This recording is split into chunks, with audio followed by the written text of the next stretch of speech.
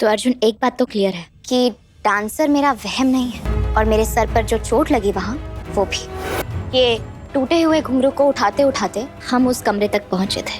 कुछ मिला उस स्टोर रूम में? अर्जुन, मैं और परी भी यही सोच रहे थे कि घर का ही तो स्टोर रूम है, तो फिर इतने सिक्योरिटी क्यों?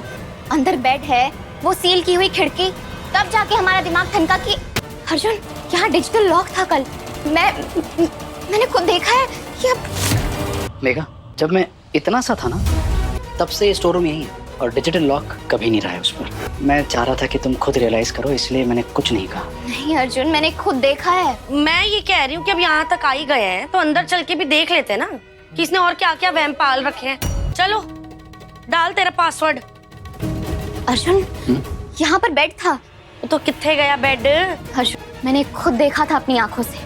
यहाँ बेड था और बाहर डिजिटल लॉक लगा हुआ था। अगर मुझ पर विश्वास नहीं हो रहा है तो तुम परी से फोन करके पूछ लो, हम दोनों यहीं थे। मेघा बरसिंगे के आने वाले एपिसोड में एक अलग ही ट्विस्ट देखने को मिलेगा। यहाँ पर भाई मेघा अभी तक पकड़ नहीं पाई है कि कौन डांस कर रहा था। अब ये कौन आदमी है या औरत है जो डांस कर रहा है?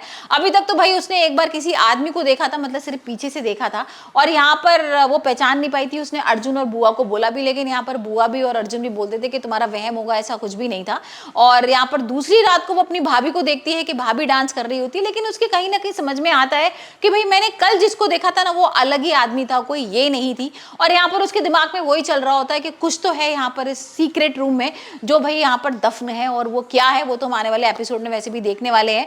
लेकिन आपको बता दूं कि अर्जुन के घर में एक सीक्रेट रूम है जो हमेशा से बंद रहता है, और यहाँ वो पता भी कर लेती है। मेघा पहुंच भी जाती है उस सीक्रेट रूम में, जाती है और देखती है कि पूरे बहुत पुराने कुछ फर्नीचर वगैरह पड़ा हुआ है, सारा है, लेकिन वो किसी को देख नहीं पाती है।